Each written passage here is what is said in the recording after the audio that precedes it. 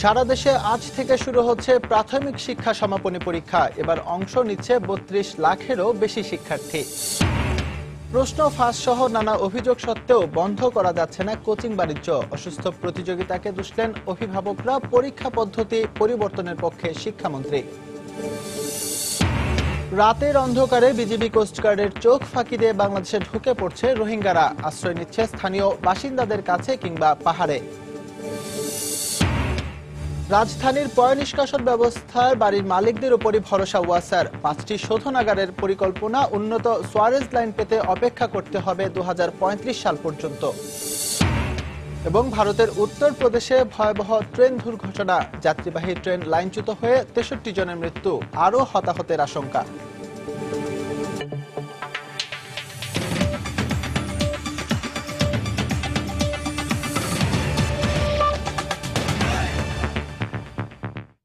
সময় সংবাদের সঙ্গে আছে আমি এস এম ইকবাল। সারা দেশে আজ থেকে শুরু হচ্ছে প্রাথমিক শিক্ষা সমাপনী পিএসসি পরীক্ষা। একই সঙ্গে অনুষ্ঠিত হবে ইবতেদায়ী শিক্ষা সমাপনী পরীক্ষাও। প্রথম দিন ইংরেজি পরীক্ষা অনুষ্ঠিত হবে। সবগুলো পরীক্ষা সকাল ১১টা থেকে শুরু হয়ে চলবে দুপুর ১:৩০ পর্যন্ত। এর মধ্যে পরীক্ষা হলগুলোতে আসতে শুরু করেছে শিক্ষার্থীরা। এবছর পিএসসি পরীক্ষার্থীর সংখ্যা ২৯,৩০,৫৭৩ জন। এছাড়া ইবতেদায়ী পরীক্ষায় অংশ নিচ্ছে ২,৯৯,৭১৫ জন। ২৭ নভেম্বর পরীক্ষা শেষ হবার কথা রয়েছে।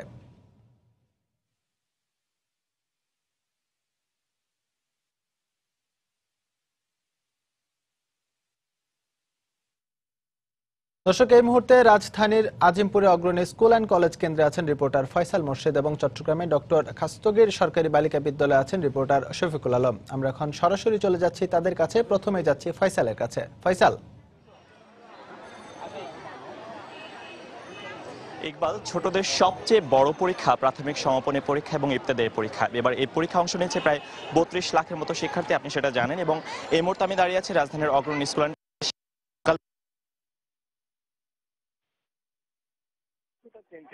কিছুটা তারা উদ্বিগ্ন পরীক্ষা কেমন হবে, যেহেতু এটা প্রথম পরীক্ষা এবং এরপরে আরো পরীক্ষা দিতে হবে, কিন্তু সেটা তাদের ক্ষেত্রে আসলে তেমনটা হয়তো চিন্তার ব্যাপার হবে না, কারণ আজকে তারা প্রথম এত বড় একটা অভিজ্ঞতা, তারা এত বড় একটা পরীক্ষা অংশ নিতে যাচ্ছে, সে কারণে তারা কিছুটা চিন্তিত, কিছুটা তারা উদ্বিগ্ন পরীক্ষা কেমন হবে, যেহেতু এটা প্রথম পরীক্ষা এবং এরপরে আরো পরীক্ষা দিতে হবে, কিন্তু সেটা তাদের ক্ষেত্রে আসলে তেমনটা হয়তো চিন্তার ব্যাপার হবে না, কারণ আজকে তারা প্রথম এত বড় একটা অভিজ্ঞতা অর্জন করতে যাচ্ছে। তো এখানে আসার পর থেকে আমি অভিভাবক যারা রয়েছেন তাদের সাথে কথা বলেছি। তারা সবাই কিছুটা উদ্বিগ্ন তাদের সন্তানরা কেমন পরীক্ষা দিবে, যেহেতু এটা একটা প্রথম পরীক্ষা তাদের জন্য। তো এখানে যারা রয়েছে তাদের অনেকের সাথে কথা বলেছি এবং তারা যেমনটি জানিয়েছেন আসলেই সারা বছর ধরে তারা খুব ভালোভাবে তারা প্রস্তুতি গ্রহণ করেছেন এবং সেই প্রস্তুতির কারণেই তারা যদিও কিছুটা উদ্বিগ্ন কেমনভাবে পরীক্ষা দেবেন সেটা নিয়ে, কিন্তু তাদের প্রস্তুতি নিয়ে তাদের মধ্যে একটু সন্তোষ লক্ষ্য করা গেছে এবং তারা বলছেন যে আসলেই সবকিছু যদি ঠিকঠাক থাকে তাহলে তাদের পরীক্ষা অনেক ভালো অনুষ্ঠিত হবে। এবং আরেকটা ব্যাপার আমি বলে রাখি আপনাকে, এবার কিন্তু ঢাকা দেশের বাইরে প্রায় 11টি কেন্দ্রে পিএসসি পরীক্ষা অনুষ্ঠিত হবে এবং এছাড়া সারা দেশে প্রায় ৭,০০০-এরও বেশি কিছু কেন্দ্রে পরীক্ষা অনুষ্ঠিত হবে এবং ৩২ লাখ পরীক্ষার্থীর পরীক্ষা শেষ হবে ২৭ নভেম্বর এবং এরপরে প্রায় ১ মাসের মধ্যে, পরীক্ষা শেষের 1 মাসের মধ্যে কিন্তু পরীক্ষার ফল ঘোষণা করার একটা ব্যাপার রয়েছে।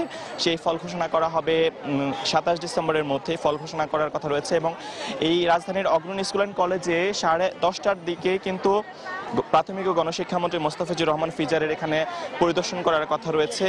এছাড়াও সকাল 11টায় পরীক্ষা শুরু হবে, পরীক্ষা শেষ হবে বেলা 1:30টায়। প্রায় 2.5 ঘন্টার এই পরীক্ষা আসলে কিভাবে তারা দিবে সে ব্যাপার নিয়ে তারা এখানে এখনো প্রস্তুতি নিচ্ছে অনেকেই।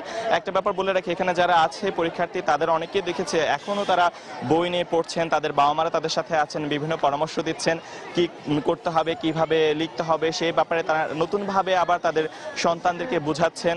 আর একটা ব্যাপার বলে রাখি ইকবাল, সেটা হচ্ছে আসলেই এবার নয়, শুধু এর আগেও আমরা দেখেছি শারীরিক প্রতিবন্ধী যারা রয়েছে, যারা অটিস্টিক শিশু রয়েছে, যারা পরীক্ষার্থী রয়েছে, তাদের জন্য আসলেই সাধারণ শিক্ষার্থীদের জন্য যে 2.5 ঘন্টা পরীক্ষার সময় বরাদ্দ রয়েছে, তাদের ক্ষেত্রে কিন্তু আরও 20 মিনিট অতিরিক্ত সময় তাদেরকে দেয়া হবে যাতে তারা ভালোভাবে পরীক্ষা দিতে পারেন। এবং আরেকটা ব্যাপার বলি, সেটা হচ্ছে এই পরীক্ষার আসলেই ছোটদের জন্য অনেক বড় একটা পদক্ষেপ। তাদের ভবিষ্যতে তারা হয়তো আরো অনেক বড় বড় পরীক্ষা দেবে, কিন্তু এই পরীক্ষা হচ্ছে তাদের জন্য প্রথম পদক্ষেপ। পদক্ষেপ। এই প্রথম পদক্ষেপে তারা সবাই চাচ্ছেন খুব ভালোভাবেই যাতে পরীক্ষা দিতে পারেন। আর চিন্তার একটু ব্যাপার তাদের মধ্যে আছে, যেহেতু তারা এখনো বয়সে খুব বেশি না তাদের বয়স, এবং এই কারণে তাদের মধ্যে কিছুটা চিন্তার একটু ব্যাপার আছে। তো ঢাকার অগ্রণী স্কুল অ্যান্ড কলেজে এখন পরীক্ষার্থীরা আসছেন 10:30টার দিকে আসলে গেট খোলা হতে পারে, তখনই পরীক্ষার্থীরা পরীক্ষার হলে ঢুকবেন। এই ছিল ঢাকার পরীক্ষার হলের খবরাখবর। এখন আমরা জানবো চট্টগ্রামের পরীক্ষার খবরাখবর। সেখানে রয়েছেন আমাদের সহকর্মী শফিকুল আলম, যাচ্ছি তার কাছে। সারা দেশের মতো কিন্তু চট্টগ্রামে শুরু হচ্ছে প্রাথমিক সমাপনী পরীক্ষা। আমি এই মুহূর্তে যেখানে দাঁড়িয়ে আছি সেটি হচ্ছে চট্টগ্রামের ডাক্তার খাস্তগী সরকারি বালিকা উচ্চ বিদ্যালয়। এই বিদ্যালয়ে কিন্তু আজকে যে প্রায় 11টি স্কুলের প্রায় 1100 পরীক্ষার্থী এখানে অংশ নেবে। 20টি কক্ষে সেই পরীক্ষা অনুষ্ঠিত হবে। তো সকাল থেকে এই কেন্দ্রগুলোতে আমরা দেখেছি দূর দূরান্ত থেকে শিক্ষার্থীরা, বিভিন্ন স্কুলের শিক্ষার্থীরা এখানে এসেছেন তাদের অভিভাবকের হাত ধরে, এবং স্কুল কর্তৃপক্ষ কিন্তু আইন শৃঙ্খলা রক্ষা বাহিনীর সাহায্যে কিন্তু করার নিরাপত্তা ব্যবস্থা জোরদার করেছে। আমরা দেখেছি স্কুলের সামনেই কিন্তু প্রচুর সংখ্যক পুলিশ সদস্য মোতায়েন ছিল, এবং যে শিক্ষার্থীরা স্কুলে ঢুকছেন তাদেরকে তদারকি করে এখানে হলে স্কুলে ঢুকিয়ে দিচ্ছেন। তো সব কিছু মিলে আমি যেটা আপনাকে বলতে পারি, চট্টগ্রাম বিভাগে কিন্তু যে পরীক্ষার্থী যে সংখ্যা সেটা হচ্ছে 7,12,727 জন পরীক্ষা অংশ নিচ্ছে, ইবতেদায়ী এবং প্রাথমিক মিলে। এবং এর মধ্যে গত বছরের তুলনায় কিন্তু এবছর প্রায় 1 লাখ শিক্ষার্থী বেশি বলে আমরা জানতে পেরেছি। এবং প্রাথমিক শিক্ষার্থীর সংখ্যা 6,14,467 জন, এবং ইবতেদায়ী 94,000 শিক্ষার্থী অংশ নিচ্ছে এবার পরীক্ষায়।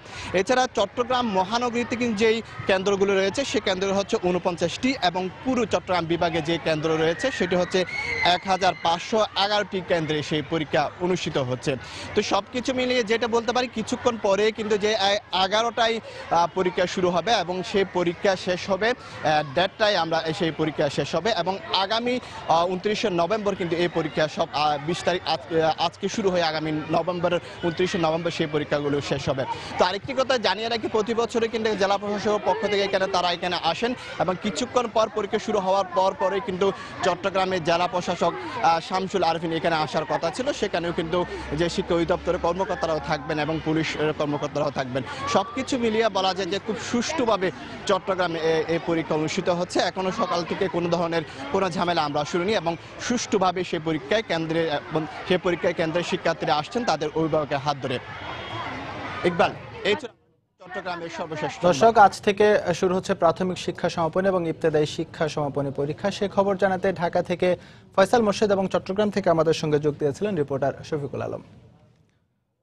স্কুলের পরীক্ষার প্রশ্নপত্র পুরোপুরি মিলে যাওয়া, বোর্ড পরীক্ষায় প্রশ্নপত্র বিক্রি ও ফাঁস সহ নানা সময়ে অভিযোগ উঠেছে কোচিং সেন্টারগুলোর বিরুদ্ধে। তাই সরকারের পক্ষ থেকে কয়েক বছর ধরেই কোচিং সেন্টার সম্পূর্ণভাবে বন্ধ করে দেবার পদক্ষেপ নিতে দেখা গেছে। এতে এত কিছুর পরও কেন এখনো লাখ লাখ শিক্ষার্থী দ্বারস্থ হচ্ছে নামে বেনামে চলা কোচিং সেন্টারের, কারণ খোঁজার চেষ্টা করেছেন শাতিলা শারমিন।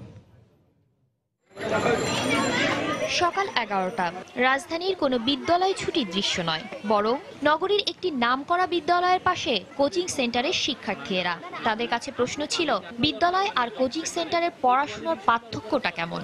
পরীক্ষাতে যেগুলো আসবে ওগুলো সাজেশন দেয়, সাজেশনগুলো আমরা পরীক্ষায় সেগুলো লিখি, সেগুলো পরীক্ষায় লিখে আমরা ফুল মার্কস পাই।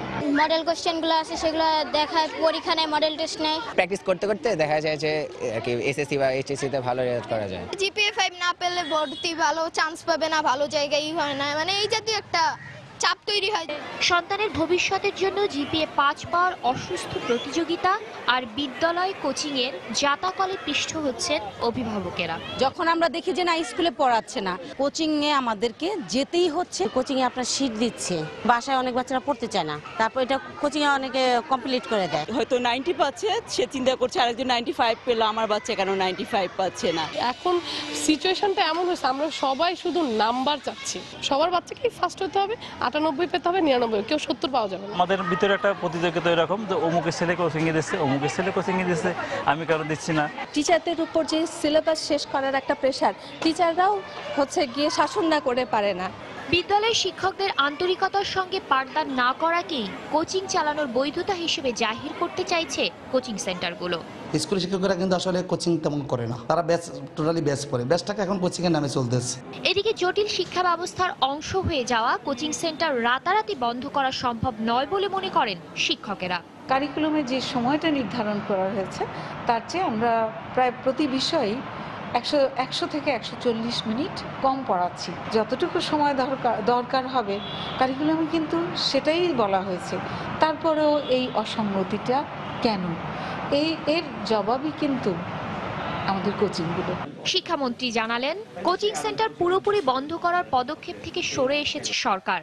যদি না পড়াইতে পারেন তার চাকরি থাকার কারণ নেই, অযোগ্য প্রমাণ হিসাবে তার চাকরি চলে যাবে বা ব্যবস্থা নেওয়া হবে। সত্যিই কঠিন কিনা হয়ে গেছে কিনা, বেশি হয়ে গেছে কিনা, কি ব্যবস্থা নেওয়া উচিত। এই যে পরীক্ষা পদ্ধতিটা চলবে না, তো আমি বলেই আসতেছি এটা আমাদের সংস্কার করতেই হবে। এ বিষয়ে নতুন আইন আসছে বলেও জানান শিক্ষামন্ত্রী। শাতিলা শারমিন, সময় সংবাদ, ঢাকা। রাতের অন্ধকারে বাংলাদেশে ঢুকে পড়ছে রোহিঙ্গারা। সীমান্তরক্ষীদের চোখ ফাঁকি দিয়ে নাফ নদী পার হয়ে বাংলাদেশে অনুপ্রবেশ করে তারা বিভিন্ন জায়গায় ছড়িয়ে পড়ছে। কেউ আশ্রয় নিচ্ছে পাহাড়ে, কেউ বা স্থানীয়দের কাছে, অনেকে আবার চলে যাচ্ছে শরণার্থী ক্যাম্পে। এদিকে IOM বলছে সমস্যা সমাধানে মিয়ানমারকেই উদ্যোগী হতে হবে। সুজাউদ্দিন রুবেলের পাঠানো তথ্য ছবি নিয়ে ডেস্ক রিপোর্ট। এভাবেই সময় সংবাদের ক্যামেরায় বাংলাদেশ সীমান্তের বিভিন্ন পয়েন্ট দিয়ে বিজিবি ও কোস্টগার্ডের চোখ ফাঁকি দিয়ে মিয়ানমারের রোহিঙ্গাদের অবৈধভাবে এদেশে ঢুকে পড়ার দৃশ্য ধরা পড়ল। রাতের আধারে নৌকা করে নাফ নদী পাড়ি দিয়ে বাংলাদেশে অনুপ্রবেশ করেছে নারী ও শিশুসহ 20 জন। এরপর তারা পালিয়ে পাহাড়, সীমান্তের বাসিন্দা এবং কেউ কেউ শরণার্থী ক্যাম্পগুলোতে আশ্রয় নিচ্ছে। আর ভাই বোন 5 জন না, মা বাপ 2 জন, 11 জন। বস আছে 12 জন আছে না। আর তো আজ কিছু মানুষ মারা ধরা না, মানে বেড়াইন্দ্র মারিয়ে না, গত নালা ফেলে মারি মিলিটারির মগ গলিয়ে গদ্দর ভাঙা ফেলে বাদে শাসামান আগে নিতার গয় নৌকালের আসবেন বেশি কষ্ট করে আসেন। পুলিশে বেশি অত্যাচার করে, এখন আছে পুলিশে গুলি মার ঘর পুরা দিলে। জাতিসংঘের শরণার্থী বিষয়ক সংস্থা UNHCR বলছে, রাখাইন রাজ্যে সেনাবাহিনীর অভিযানের মুখে হাজার হাজার মানুষ বাস্তুচ্যুত হয়েছে। এই অবস্থায় মিয়ানমারকেই উদ্যোগী হয়ে সমস্যার সমাধান করতে হবে বলে মনে করেন IOM এর কর্মকর্তা। আন্তর্জাতিক গণমাধ্যমের সূত্রে জানতে পেরেছি যে অনেক লোক সেখানে বাস্তুচ্যুত হয়েছে, কিছু কিছু মানুষ নির্যাতনের শিকার হয়েছে। এই পরিস্থিতিতে প্রথম যেটি প্রয়োজন সেটি তাদের মানবিক সেবাটা নিশ্চিত করা। মায়ানমারের নিজস্ব ভূখণ্ড এবং অভ্যন্তরীণ বিষয়, তারা যদি তাদের নাগরিকদের অধিকার নিশ্চিত করার জন্য চেষ্টা করে তাহলে এই সমস্যাটা কিন্তু আর থাকে না। সেনা অভিযানে 69 জন রোহিঙ্গার মৃত্যুর কথা স্বীকার করেছে মিয়ানমার, তবে এদের সবাইকে সন্ত্রাসী বলে দাবি করেছে দেশটি। সময় সংবাদ, কক্সবাজার। পয়ঃবর্জ্য নিষ্কাশন ও শোধন করতে প্রয়োজনের তুলনায় 4 ভাগের 1 ভাগ সক্ষমতাও নেই ঢাকা ওয়াসার। পরিবেশবিদরা বলছেন, রাজধানীর পরিবেশ ও আশপাশের নদী দূষণের অন্যতম প্রধান কারণ এই বর্জ্য। ঢাকা ওয়াসার স্বীকারোক্তি, পাইপ ও ড্রেনেজের ক্ষেত্রে মূলত বাসাবাড়ির মালিকদের উপরই ভরসা তাদের। তবে 5টি বর্জ্য শোধনাগার নির্মাণের পরিকল্পনা থাকলেও এসব সমস্যার আপাতত কোনো সমাধান দিতে পারছে না প্রতিষ্ঠানটি। উন্নত সুয়ারেজ লাইন পেতে ঢাকাবাসীকে অপেক্ষা করতে হবে 2035 সাল পর্যন্ত। মিজানুর রহমান কবিরের রিপোর্ট। ঢাকার দক্ষিণ, পূর্ব এবং মধ্যাঞ্চল সহ বেশ কয়েকটি এলাকার নাগরিক এবং পয়ঃবর্জ্য নিষ্কাশিত হয় এই রামপুরা খালের মধ্য দিয়ে। রামপুরাতে একটি লিফটিং স্টেশন করা হয়েছে, সেগুলোর মাধ্যমে কেবল ময়লা ছেঁকে ফেলা হয়, কিন্তু বর্জ্য পরিশোধনের কোনো ব্যবস্থা নেই। তাই কয়েক কিলোমিটার ধরে বয়ে চলা এই রামপুরা খালের মাধ্যমে এই বর্জ্যগুলো গিয়ে পড়ছে বালু নদীতে। সেখানকার পরিবেশ যেমন দূষিত হচ্ছে, তেমনি দূষিত হচ্ছে রামপুরা সহ আশপাশের এলাকার পরিবেশও। এটি কেবল একদিকের দৃশ্য। ঢাকা শহরে প্রতিদিন 15 লাখ ঘনমিটার পয়ঃবর্জ্য তৈরি হলেও ওয়াসার শোধন ক্ষমতা আছে মাত্র 1 লাখ ঘনমিটার। তাই প্রতিদিন কমপক্ষে 14 লাখ ঘনমিটার অপরিশোধিত বর্জ্য বুড়িগঙ্গা, তুরাগ, বালু ও শীতলক্ষা নদীতে পড়ছে। মাত্র 22% ঢাকা শহরকে কভার করে, যেটা আমরা ট্রিট করি। 78% সুয়ারেজের আমাদের কোনো পাইপলাইন ব্যবস্থা নেই। যার যার বাসা তাদের নিজস্ব পিট এবং শোক পিটের দ্বারা তারা ব্যবস্থা করে। নগরবাসী ও পরিবেশবিদদের মন্তব্য, শহর পরিষ্কার রাখা ও স্বাস্থ্যসম্মত পরিবেশ বজায় রাখতে নগর কর্তৃপক্ষের উদ্যোগও অনেকটাই ব্যাহত হচ্ছে সুয়ারেজ ব্যবস্থাপনা ভালো না থাকায়। অনেক দুর্গন্ধ আসে, এলাকাবাসী জনজীবন অতিষ্ঠ হয়ে গেছে। এত বেশি ময়লা আবর্জনা বেড়ে গেছে যে দিক দিয়ে যাওয়া আসা, মানে যাওয়া আসার তো কোনো বইও নাই। পরিবেশের জন্য ক্ষতিকর, আর এদিকে জনস্বাস্থ্যের জন্য ক্ষতিকর। আমার চারপাশে নদীগুলি দূষণের জন্য ক্ষতিকর। বর্ষাকালে সুয়ারেজ সয়লাব হয়ে যায়, তখন রাস্তাঘাটের যে পরিবেশ এবং জনস্বাস্থ্য এইগুলো যে অত্যন্ত ক্ষতিকর, এই দিকে ওয়াসা তেমন কোনো নজর দিচ্ছে না। বর্তমানে কেবল একটি শোধনাগার দিয়ে চলছে ওয়াসার বর্জ্য শোধন কার্যক্রম, সেটিও আধুনিকায়ন করা প্রয়োজন বলে জানান প্রতিষ্ঠানটির ব্যবস্থাপনা পরিচালক। 5টা সুয়েজ ট্রিটমেন্ট প্ল্যান্ট, তার মধ্যে আমাদের মাত্র একটা আছে। 2035 সালের মধ্যে আমরা 100% ঢাকা শহরে pipeline Suarez system with the treatment facilities তৈরি করতে পারবো। উত্তরা, মিরপুর ও রায়ের বাজারে শোধনাগার নির্মাণের বিষয়টি পরিকল্পনা পর্যায়ে থাকলেও খিলগাঁওয়ের দাসের কান্দিতে জমি অধিগ্রহণ করা হয়েছে। চীন সরকারের অর্থায়নে কাজটি বাস্তবায়ন হবে বলে জানায় ঢাকা ওয়াসা। মিজানুর রহমান খবির, সময় সংবাদ, ঢাকা। সময় সংবাদে আরও থাকছে, কেবল টিভি নেটওয়ার্ক ব্যবসাকে শিল্প হিসেবে স্বীকৃতি দেওয়ার দাবি কোয়াবের। দেশে এই খাতের সব ব্যবসায়ীকে ঐক্যবদ্ধ হওয়ার আহ্বান।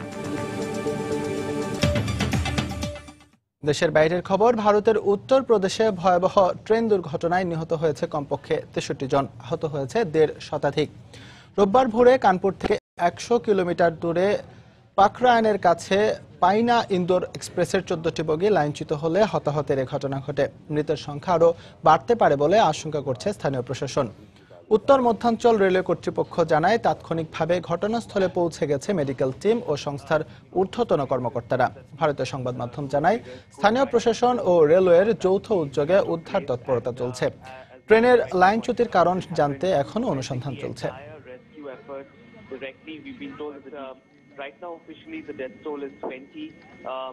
আবারও পিএসসি পরীক্ষার খবর। এই মুহূর্তে পিএসসি পরীক্ষার খবর জানাতে রাজশাহীর শহীদ নাজমুল হক বালিকা উচ্চ বিদ্যালয়ে আছেন রিপোর্টার সাইফুর রহমান রকি এবং সিলেটের দি এইডেড হাই স্কুলে আছেন রিপোর্টার ইকরামুল কবির। সরাসরি চলে যাচ্ছি তাদের কাছে। প্রথমে যাব রকির কাছে। রকি, সারা দেশে শুরু হয়েছে প্রাথমিক ও সমাপনী শিক্ষা সমাপনী পরীক্ষা এবং ইবতেদায়ী পরীক্ষা একযোগে শুরু হয়েছে। তো এটি রাজশাহীতেও শুরু হয়েছে। রাজশাহীর বিভিন্ন কেন্দ্রে এখন শিক্ষার্থীরা কিন্তু আসতে শুরু করেছে অভিভাবকদের নিয়ে এবং তাদের যে নিজ নিজ আসন, সেই আসনে তারা বসতে শুরু করেছে।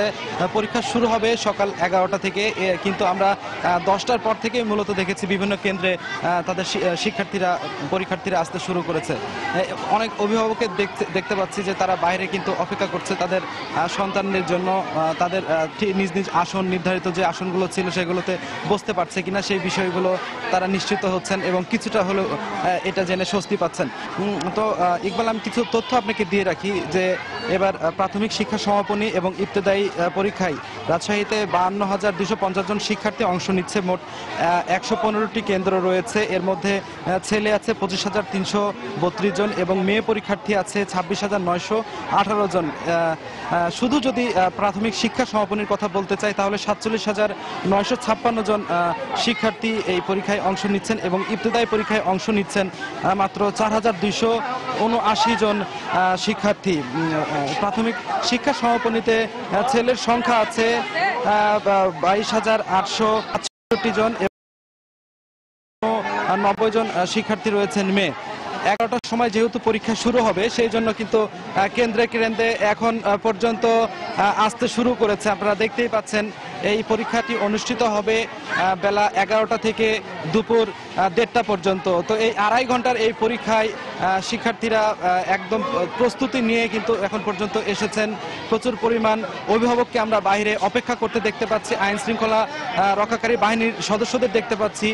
স্কুলের যিনি প্রধান শিক্ষক তার সাথে কথা হয়েছে যেন পরীক্ষাটি সুষ্ঠুভাবে যাতে অনুষ্ঠিত হয়, সব ধরনের ব্যবস্থা কিন্তু এরই মধ্যে স্কুলের তরফ থেকে নেওয়া হয়েছে। আমরা এখন শহীদ নাজমুল হক উচ্চ বিদ্যালয়ে আছি। সেই বিদ্যালয়ে দেখতে পাচ্ছি পরীক্ষার্থীদের কিন্তু আনাগোনা। এখনো অনেক পরীক্ষার্থী যারা পরীক্ষায় অংশ নিতে আসছেন তারা কিন্তু এই শহীদ নাজমুল হক স্কুল সহ রাজশাহীর যে 115টি কেন্দ্র আছে সেই 115টি কেন্দ্রে কিন্তু ঠিক এ ধরনেরই ভিড় বা একই অবস্থা কিন্তু আছে আর কি।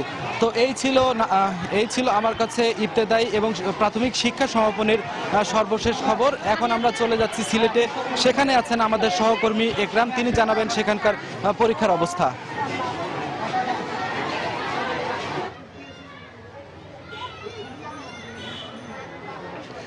ধন্যবাদ রকি। রাজশাহীর মতো সিলেটেও অত্যন্ত উৎসাহ উদ্দীপনার মধ্যে দিয়ে শিক্ষা জীবনের প্রথম পাবলিক পরীক্ষা অনুষ্ঠিত হচ্ছে পিইসি। আজকে এই যে পরীক্ষা শুরু হবে 11টা থেকে, সেই পরীক্ষায় প্রাথমিক এবং ইবতেদায়ী পরীক্ষার সিলেট বিভাগে মোট শিক্ষার্থী সংখ্যা 2,47,331 জন। তার মধ্যে প্রাথমিক পরীক্ষা সমাপনী পরীক্ষা অংশ নিচ্ছেন 2,30,044 জন পরীক্ষার্থী প্রাথমিক পরীক্ষা অংশগ্রহণ করবে এবং ইবতেদায়ী পরীক্ষা অংশগ্রহণ করবে 17,287 জন পরীক্ষার্থী। 618টি কেন্দ্র এবং এই কেন্দ্র নিয়ে 618টি কেন্দ্র সিলেট বিভাগে রয়েছে এই পরীক্ষার জন্য।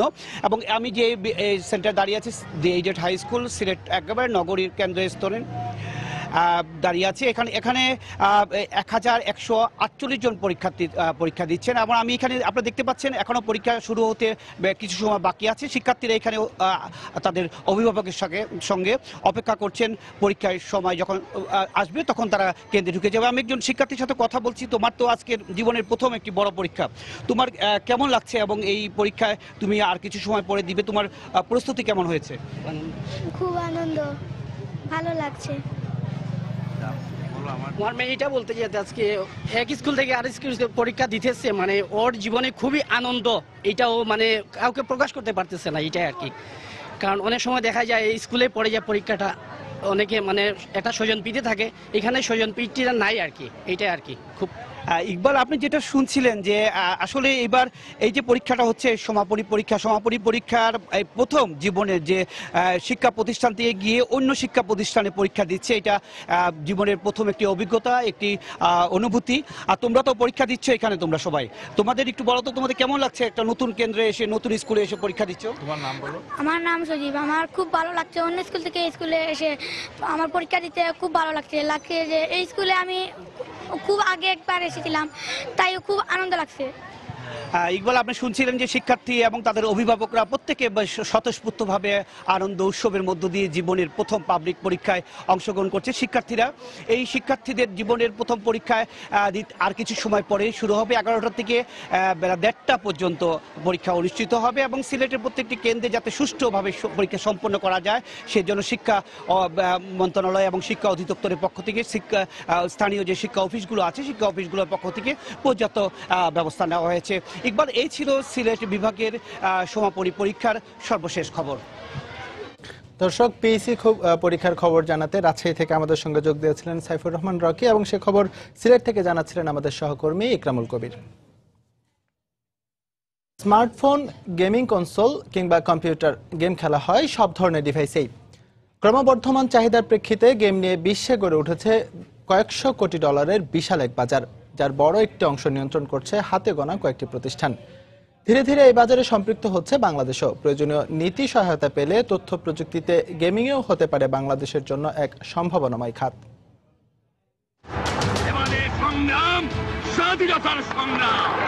এ ঘোষণা পরাধীনতার শৃঙ্খল থেকে মুক্তির বার্তা, যা বাঙালি জাতিকে উদ্বুদ্ধ করেছিল 9 মাসের রক্তক্ষয়ী যুদ্ধে অংশ নিতে।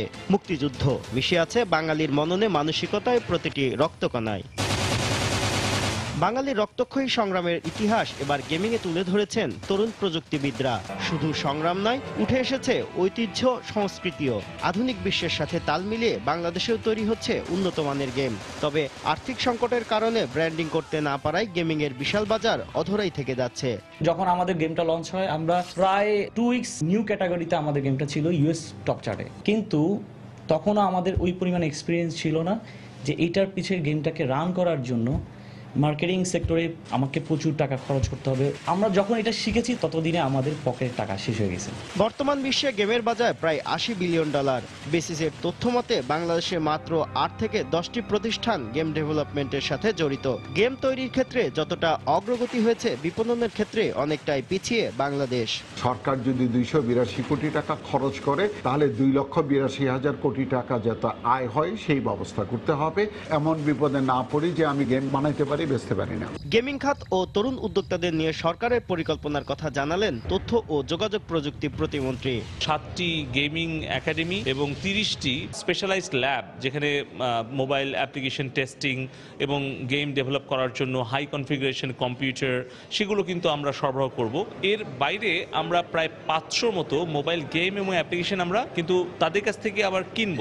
প্রযুক্তি খাত সংশ্লিষ্টরা বলছেন, বিপণনের বিষয়টি বাদ দিয়ে শুধু প্রকল্প গ্রহণ ও বাস্তবায়ন করলে তার সুফল আসবে না, বরং প্রকল্প গ্রহণের সাথে সাথে বাজারজাতকরণেও নিতে হবে দীর্ঘমেয়াদী পরিকল্পনা। শুভ খান, সময় সংবাদ, ঢাকা। সময় সংবাদে আরো থাকছে, চলতি বছর ঢাকা বরিশাল মহাসড়কের মাদারীপুর অংশে দুর্ঘটনায় প্রাণ গেছে 38 জনের, আহত শতাধিক। চালকদের অদক্ষতা ও অসচেতনতাকে দায়ী করলেন যাত্রীরা। ময়মনসিংহ মেডিকেল কলেজ হাসপাতালের পুরাতন ভবনে ফাটল দেখা দেয় আতঙ্কে শয্যা ছেড়েছেন রোগীরা। আশ্রয় নিয়েছেন অন্যান্য ভবনের সামনের বারান্দা ও করিডোরে।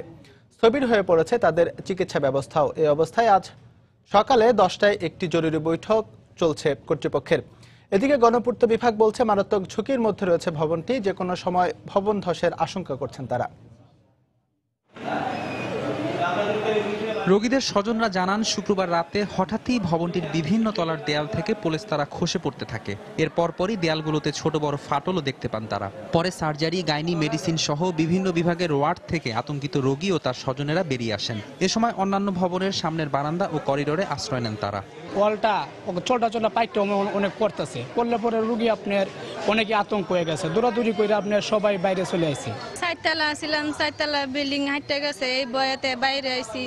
আতঙ্ক সৃষ্টি হওয়ার পর আমরা যখন আসলাম, কিন্তু তারপর থেকে এখন পর্যন্তই আমাদের কোনো ব্যবস্থা নেওয়া হয় নাই। মশা মাছি ঠান্ডার মধ্যে কষ্ট করতেছে, বারান্দায় বসা। সন্ধ্যায় গণপূর্ত বিভাগের কর্মকর্তা ভবনটি পরিদর্শন করে বলেন, অর্থ বরাদ্দ পেলেই সংস্কার কাজ শুরু করা হবে। এদিকে হাসপাতাল কর্তৃপক্ষ বলেন, রোববার হাসপাতাল প্রশাসনের জরুরি বৈঠকের পর রোগীদের স্থানান্তর করার বিষয়ে সিদ্ধান্ত নেওয়া হবে। ভবন খুবই ঝুঁকিপূর্ণ, যে কোনো মুহূর্তে কলাপস করতে পারে। আর যদি আল্লাহ না করে যদি কোনো ভূমিকম্প হয়, তাহলে একবার কলাপস করবে এবং আশেপাশের লোকজন থাকবে, জীবনহানি ঘটবে। এই ভবনকে পরিত্যক্ত ঘোষণা করা হলো এবং সিলগালা করে দিয়ে সরকারের কাছে ইতিমধ্যেই প্রাক্কলন পেশ করা হয়েছে। অর্থ বরাদ্দ পাওয়া গেলে কেবলমাত্র কাজটা বাস্তবায়ন সম্ভব। রোববার সকাল 10:30টায় আমাদের একটা মিটিং আছে সব বিভাগীয় প্রধানদের নিয়ে। আমরা ওনাদের সঙ্গে আলোচনা করে রোগীদেরকে নতুন বিল্ডিংয়ে শিফট করব।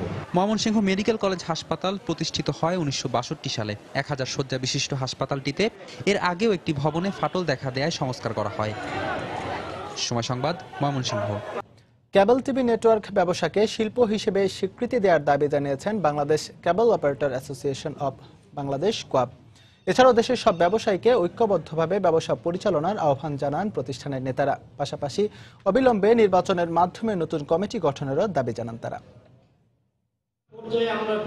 1992 সালে অল্প কয়েকটি বিদেশি চ্যানেলের মাধ্যমে বাংলাদেশে যাত্রা শুরু করে স্যাটেলাইট টেলিভিশন নেটওয়ার্ক ব্যবসা। পরে একে একে বেশ কিছু দেশি চ্যানেলের অনুমোদন দেয় সরকার। এভাবেই দেশি বিদেশি চ্যানেলের মাধ্যমে এই ব্যবসা বিস্তৃতি লাভ করে। এসব চ্যানেলে প্রচারিত অনুষ্ঠানমালা দেশের মানুষের দোরগোড়ায় পৌঁছে দেয় কেবল অপারেটররা। কিন্তু সন্ত্রাসীদের চাঁদাবাজি ও কুচক্রি মহলের ষড়যন্ত্রে এই ব্যবসা আজ হুমকির মুখে। রাজধানীর অফিসার্স ক্লাবে আয়োজিত অনুষ্ঠানে এ অভিযোগ করেন কেবল অপারেটররা। লিস্ট করলো নির্বাচনের জন্য, যেখানে উপস্থিত আছেন আপনারা অনেকেই সেদিন ভোটাধিকার থেকে বঞ্চিত হচ্ছিলেন।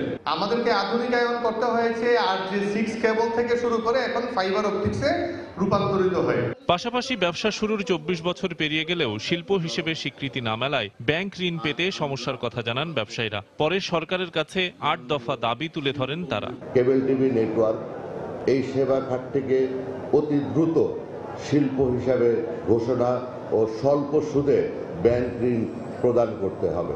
ভারতে বাংলাদেশি চ্যানেল প্রচারে নিজেদের উদ্যোগের কথাও জানান সাবেক এই কোয়াব নেতা। দুই সরকারের মধ্যে যদি একটা সুন্দর আলাপ আলোচনা হয়, তার মাধ্যমে মনে হয় যে এটা সুরাহা করা সম্ভব। তারপরে আমরা কথা দিচ্ছি যে আমাদের লেভেল থেকে তাদের দেশে অপারেটরদের সাথে আমরা সেই আলোচনা আবারও শুরু করব। সারা দেশের প্রায় 1200 কেবল অপারেটর এই সম্মেলনে যোগ দেন। বিভিন্নভাবে শফিক মোহাম্মদ, সময় সংবাদ, ঢাকা। প্রবাসী বাংলাদেশিদের নিয়ে একসঙ্গে কাজ করার প্রত্যয়ের মধ্য দিয়ে মালয়েশিয়ার কুয়ালালামপুরে উদ্বোধন হয়েছে 2 দিনব্যাপী Bangladesh global summit 2016। All European Bangladesh association আইএবার উদ্যোগে আয়োজিত এই সম্মেলনের উদ্বোধনী দিনে প্রবাসীদের কল্যাণে মিডিয়ার ভূমিকা শীর্ষক আলোচনা অনুষ্ঠিত হয়। কুয়ালালামপুর থেকে আরো জানাচ্ছেন লুৎফর রহমান বাবু। কুয়ালালামপুরের অভিজাত বারজার টাইম স্কয়ার হোটেলের বলরুমে শনিবার শুরু হয়েছে আইবার প্রথম গ্লোবাল সামিট। সম্মেলনের উদ্বোধন করেন মালয়েশিয়ায় নিযুক্ত বাংলাদেশের হাই কমিশনার মোহাম্মদ শহীদুল ইসলাম। বিশ্বের বিভিন্ন প্রান্তের পেশাজীবী বাংলাদেশিদের উপস্থিতিতে অনুষ্ঠানস্থল পরিণত হয় প্রবাসীদের মিলন মেলায়। অনেকগুলি স্বপ্ন বাস্তবায়নের বিষয় আছে, সেই স্বপ্নগুলি এই সামিট থেকে আজকে আমার কাছে ভরসা আসলো যে সেই স্বপ্ন পূরণে আমরা কাজ করতে পারবো। উদ্বোধনী অনুষ্ঠানে বক্তব্য রাখেন সংগঠনের নেতারা। বক্তব্যে উঠে আসে প্রবাসে বাংলাদেশিদের বিভিন্ন সাফল্য ও দেশের স্বার্থ সংশ্লিষ্ট নানা প্রসঙ্গ। অনুষ্ঠানের দ্বিতীয় সেশনে বাংলাদেশ থেকে সম্মেলনে যোগ দেয়া জ্যেষ্ঠ সাংবাদিকদের অংশগ্রহণে প্রবাসীদের কল্যাণে মিডিয়ার ভূমিকা শীর্ষক আলোচনা অনুষ্ঠিত হয়। মিডিয়ার প্রথম দায়িত্ব হচ্ছে প্রবাসীদের সঙ্গে থাকা, দ্বিতীয় দায়িত্ব হচ্ছে যে প্রবাসী যারা যে দেশে আছেন সেই দেশে কি সমস্যা হচ্ছে সেটা সম্পর্কে আলোচনা করা। মালয়েশিয়া যখন আমাদের শ্রমিকরা বিপদগ্রস্ত হন, ইউরোপে যখন আমাদের অভিবাসীরা বিপদগ্রস্ত হন, তখন তাদের পাশে থাকা। প্রবাসীদের ক্ষেত্রেও মিডিয়া অনেক ভূমিকা পালন করতে পারে। আপনাদের এখান থেকে আইবার পক্ষ থেকে বা বিভিন্ন সময় বিভিন্ন জন টকশোতে বিভিন্ন কথা বলেন, কিন্তু একটা কে কোন বিষয়ে এক্সপার্ট, যেটা বন্ধুভাই কিছুটা বললেন, কে কোন বিষয়ে এক্সপার্ট, এটার একটা তালিকা কিন্তু মিডিয়ার কাছেও যদি থাকে তাহলে কিন্তু আমরা ঠিক ওইভাবে তাদেরকে বিভিন্ন বিষয়ে ওইভাবে ডেকে নিতে পারবো। সম্মেলনের শেষ দিন রোববার কৃষি, শিক্ষা, বাণিজ্য, দক্ষ মানব সম্পদ সহ বাংলাদেশের স্বার্থ সংশ্লিষ্ট বিভিন্ন বিষয়ে 4টি সেমিনার হওয়ার কথা রয়েছে। প্রবাস এবং বাংলাদেশের বিভিন্ন ইস্যুতে গুরুত্বপূর্ণ আলোচনার মধ্য দিয়ে শেষ হয়েছে গ্লোবাল সামিটের উদ্বোধনী অনুষ্ঠান। আয়োজকরা জানিয়েছেন বিশ্বের নানা প্রান্তে বসবাসরত প্রবাসী বাংলাদেশিদের অধিকার আদায় এবং তাদের উন্নয়নে তাদের এই সংগঠনের কার্যক্রম অব্যাহত থাকবে। মালয়েশিয়া কুয়ালালামপুরের গ্লোবাল সামিট থেকে মোহাম্মদ লুৎফর রহমান বাবু, সময় সংবাদ। ঢাকা বরিশাল মহাসড়কের মাদারীপুরের অংশে চলতি বছর সড়ক দুর্ঘটনায় প্রাণ হারান 38 জন, আহত হয়েছেন শতাধিক মানুষ। যাত্রীদের অভিযোগ, চালকদের অদক্ষতা ও অসচেতনতার কারণে দুর্ঘটনা ঘটছে, আর সুধীচন্দ্রা এই দুর্ঘটনায় চালকদের খামখেয়ালিপনাকেই দায়ী করছেন। অবশ্য আইন অমান্যকারী চালকদের বিরুদ্ধে ভ্রাম্যমাণ আদালতের মাধ্যমে সাজা দিয়ে গাড়ির গতিবেগ নিয়ন্ত্রণে আনার আশ্বাস দেন সড়ক বিভাগের কর্মকর্তারা। সঞ্জয় কর্মকার, অভিজিতের তথ্য ও শাহাদাত আকনের তোলা ছবি নিয়ে ডেস্ক রিপোর্ট। কোনো নিয়ম নীতির তোয়াক্কা না করে ঢাকা বরিশাল মহাসড়কের মাদারীপুরের 45 কিলোমিটার অংশে চালকরা বেপরোয়া গাড়ি চালাচ্ছেন। ফলে মহাসড়কে প্রায় ঘটছে ছোট বড় দুর্ঘটনা, এতে অকালে প্রাণ হারাচ্ছে মানুষ। চালকরা বলছেন, যাত্রীদের অনুরোধের কারণে কখনো কখনো দ্রুত গাড়ি চালান। যাত্রীদের দাবি, অনভিজ্ঞ চালকরা পাল্লা দিয়ে গাড়ি চালানোতে ঘটছে দুর্ঘটনা। উৎকোচ দিয়ে তারা লাইসেন্স গ্রহণ করে, আর যার জন্য তারা অনভিজ্ঞ ড্রাইভার, তারা ড্রাইভার সেজে গাড়ি চালায়। অনেক সময় দেখা যায় তাদের চোখে ঘুম থাকে, তাড়াহুড়োর জন্য ওরা গাড়ি চালায়। আমাদের যাত্রীদের কথা তো ওরা চিন্তাই করে না। যাত্রীরা খালি গাড়ি উল্টো পুল্টো চালাইছে, তাই ড্রাইভার উল্টো পুল্টো চালাই বাসে অ্যাক্সিডেন্ট করে। অনেক সময় দেখা যাচ্ছে যে আমি সতর্কভাবে আছি, আর একজন বেখেয়ালে এসে মেরে দিচ্ছে। তবে সুশীল সমাজের প্রতিনিধিরা মনে করেন, চালকদের পর্যাপ্ত ঘুমের অভাব, মোবাইলে কথা বলা সহ গতিবেগ না মেনে বেপরোয়াভাবে গাড়ি চালানোতে একের পর এক দুর্ঘটনা ঘটছে। নিয়মের মধ্যে আনতে হবে যে গাড়ি চালানোর সময় ড্রাইভার কখনোই মোবাইলে কথা বলতে পারবে না। তার যদি ফোন বাজেও তাহলে তার সাইডম্যান সেটা অ্যাটেন্ড করবে। অবশ্য জেলা প্রশাসনের সহযোগিতায় ফিটনেসবিহীন গাড়ি সহ চালকদের ভ্রাম্যমাণ আদালতের মাধ্যমে সাজা দিয়ে এ দুর্ঘটনা কমিয়ে আনতে প্রয়োজনীয় ব্যবস্থা নেওয়ার কথা জানালেন জেলার সড়ক বিভাগের শীর্ষ এই কর্মকর্তা। গতিসীমা যদি তারা মেনে চলে তাহলে এর অ্যাক্সিডেন্টের সম্ভাবনা অনেক কম থাকে। বিআরটি এর উদ্যোগে একটি এই ফিটনেসবিহীন গাড়ি যেন চলতে না পারে, পুলিশ প্রশাসন, জেলা প্রশাসনের সহযোগিতায় একটি কর্মসূচি নেওয়া হয়েছে। জাতীয় মহাসড়কে 80 কিলোমিটার, আঞ্চলিক মহাসড়কে 60 ও জেলা সড়কে 40 কিলোমিটার ঘন্টায় গতিবেগে গাড়ি চালানোর বিধি রয়েছে। সময় সংবাদ, মাদারীপুর। ব্যবসায়ী সিন্ডিকেটের বেড়া জালে পড়ে বিপর্যয়ের মুখে পড়েছে ফেনীর পাটি শিল্পের সঙ্গে জড়িত লাখো মানুষ। অক্লান্ত পরিশ্রম করেও উৎপাদনকারীরা পাচ্ছেন না পার্টির ন্যায্য মূল্য। অবশ্য উপজেলা প্রশাসন এই সিন্ডিকেট ভাঙার আশ্বাস দিয়েছেন। জুলহাস তালুকদারের ক্যামেরায় বখতিয়ার মুন্নার রিপোর্ট। ফেনী সমুদ্র উপকূলীয় উপজেলা সোনাগাজীতে বংশ পরম্পরায় স্বল্প আয়ের মানুষের ঘরে ঘরে জায়গা করে নিয়েছে পাটি শিল্প, আর এই শিল্পের সাথে এখন জড়িয়ে আছে লাখেরও বেশি মানুষ। কিন্তু পুঁজির অভাবে ঋণের উপর নির্ভরশীল তারা। তাই ঋণের টাকা পরিশোধের তাড়ায় পাটি বুনন শেষেই ছুটতে হয় তাদের বক্তারমুন্সি পাটি বাজারে। পাটি বাজারে ব্যবসায়ীদের সিন্ডিকেটের কারণে ন্যায্য দাম পাচ্ছেন না বলে অভিযোগ পাটি তৈরির সাথে জড়িতদের।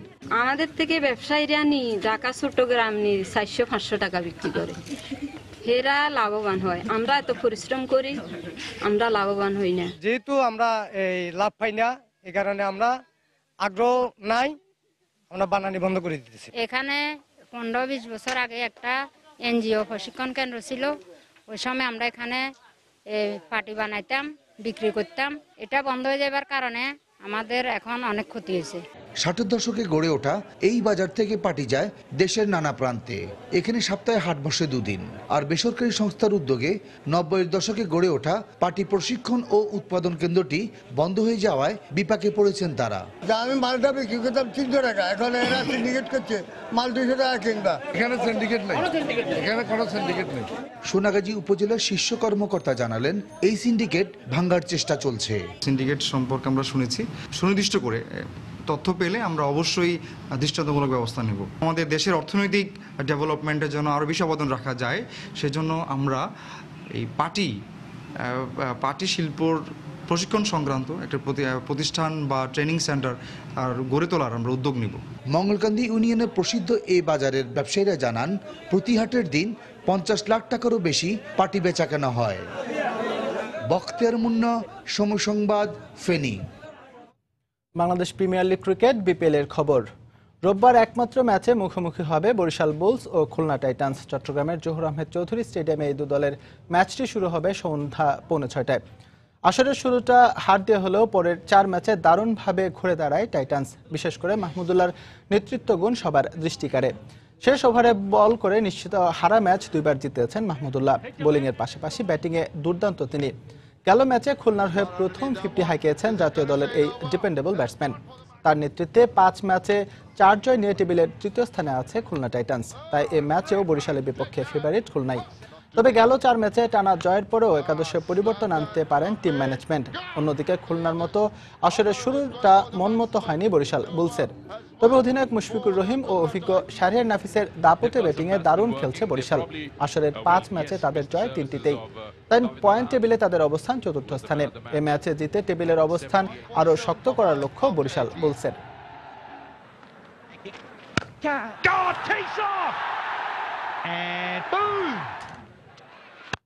এ পর্যায়ে শীর্ষ সংবাদগুলো জানিয়ে দিচ্ছে আরেকবার। কিছুক্ষণ পরেই সারা দেশে শুরু হচ্ছে প্রাথমিক শিক্ষা সমাপনী পরীক্ষা। এবার অংশ নিচ্ছে 32 লাখেরও বেশি শিক্ষার্থী। কেন্দ্রগুলোতে স্বতঃস্ফূর্ত শিশুরা। স্কুল থেকে স্কুলে এসে আমার পরীক্ষা দিতে খুব ভালো লাগছে। সারা বছর পড়াশোনা করছে, এখন ভালোই হওয়ার কথা। প্রশ্ন ফাঁস সহ নানা অভিযোগ সত্ত্বেও বন্ধ করা যাচ্ছে না কোচিং বাণিজ্য। অসুস্থ প্রতিযোগিতাকে দোষ দেন অভিভাবকরা। পরীক্ষা পদ্ধতি পরিবর্তনের পক্ষে শিক্ষামন্ত্রী। রাতের অন্ধকারে বিজিবি কোস্টগার্ডের চোখ ফাঁকি দিয়ে বাংলাদেশে ঢুকে পড়ছে রোহিঙ্গারা। আশ্রয় নিচ্ছে স্থানীয় বাসিন্দাদের কাছে কিংবা পাহাড়ে। রাজধানীর পয়ঃনিষ্কাশন ব্যবস্থায় বাড়ির মালিকদের উপরই ভরসা ওয়াসার। 5টি শোধনাগারের পরিকল্পনা। উন্নত সোয়ারেজ লাইন পেতে অপেক্ষা করতে হবে 2035 সাল পর্যন্ত। এবং ভারতের উত্তরপ্রদেশে ভয়াবহ ট্রেন দুর্ঘটনা। যাত্রীবাহী ট্রেন লাইনচ্যুত হয়ে 63 জনের মৃত্যু, আরও হতাহতের আশঙ্কা। এই ছিল এখনকার মতো। যে কোনো খবর পেতে ভিজিট করুন সময়নিউজ.টিভি। যে কোনো বাংলা লিংক, রবি ও এয়ারটেল নম্বর থেকে সময় সংবাদের খবর এবং অনুষ্ঠান সূচি সম্পর্কে জানতে এবং যে কোনো তথ্য সময় সংবাদকে জানাতে ডায়াল করুন 16242 নম্বরে। এছাড়া এইমাত্র পাওয়া খবর আপনার মোবাইল ফোনে পেতে SMS করুন *BN লিখে পাঠিয়ে দিন 16242 নম্বরে। সঙ্গে থাকুন সময়ের।